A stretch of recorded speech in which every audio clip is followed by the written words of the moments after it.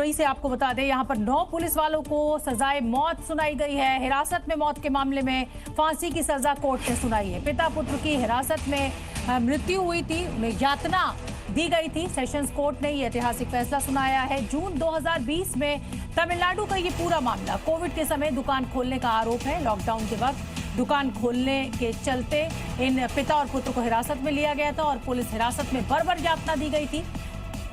सथानकुलम में हुई थी पिता पुत्र की मौत।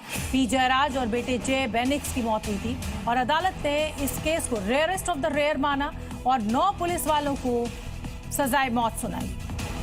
हालांकि ये मामला अब हायर कोर्ट में लड़ा जाएगा, लेकिन इस फैसले को एक ऐतिहासिक फैसला कहा जा सकता है।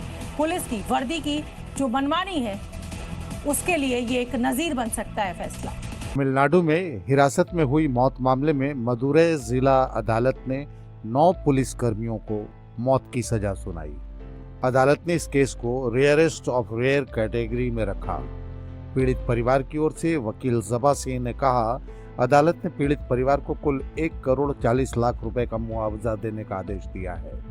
कोर्ट ने साफ कर दिया है कि अगर मुजरिम मुआवजा नहीं देते हैं तो उनकी संपत्तियां जब्त कर बेची जाएंगी और उसकी राशि पीड़ित परिवार को दी जाएगी। बता दें कि यह मामला 2020 का है। कोरोना काल में लॉकडाउन के दौरान तमिलनाडु पुलिस ने पिता पी जयराज और बेटे जे बेनिक्स को गिरफ्तार किया था। इन पर आरोप था कि इन्होंने लॉकडाउन के नियमों का उल्लंघन कर रात 9 बजे के बाद अपनी दुकान खुली रखी थी। इन दोनों को साथनकुलम थाने में लाकर बुरी तरह पीटा गया। इस पिटाई से बाप बेटे की मौत हो गई थी।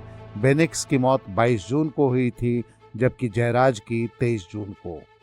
पोस्टमार्टम रिपोर्ट में उनके शरीर पर गंभीर चोटों के निशान पाए गए थे। मद्रास हाईकोर्ट ने इस मामले में स्वतः संज्ञान लिया था।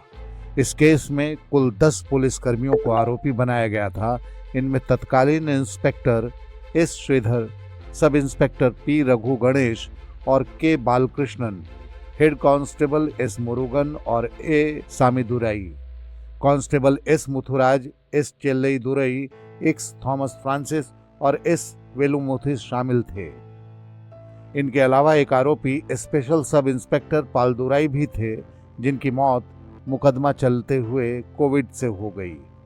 पुलिस हिरासत में हुए इस डबल मर्डर केस में पुलिस पर षड्यंत्र रचने और सबूत मिटाने जैसे गंभीर धाराओं में केस दर्ज किया गया था। जांच के दौरान सीसीटीवी फुटेज डिलीट होने का मामला भी सामने आया था। एक महिला कांस्टेबल की गवाही में थाने की मेज और लाठियों पर खून के धब्बे मिलने की बात सामने आई थी। मामले की जांच शुरू में राज्य की सीआईडी को सौंपी गई थी, लेकिन मद्रास हाई कोर्ट के निर्देश पर सीबीआई ने इसकी जांच अपने हाथ में ले ली। इसके बाद सीबीआई ने 10 पुलिस कर्मियों को गिरफ्तार किया था।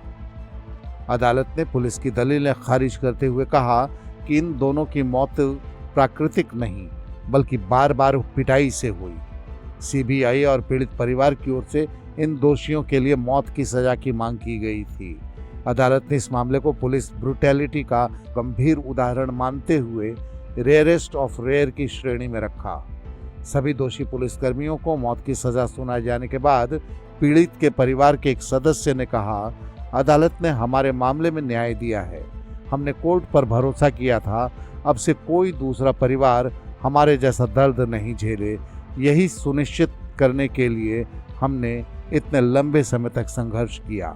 हम आशा करते हैं कि ऐसी घटनाएं दोबारा कभी न हो। इस खबर में फिलहाल इतना ही।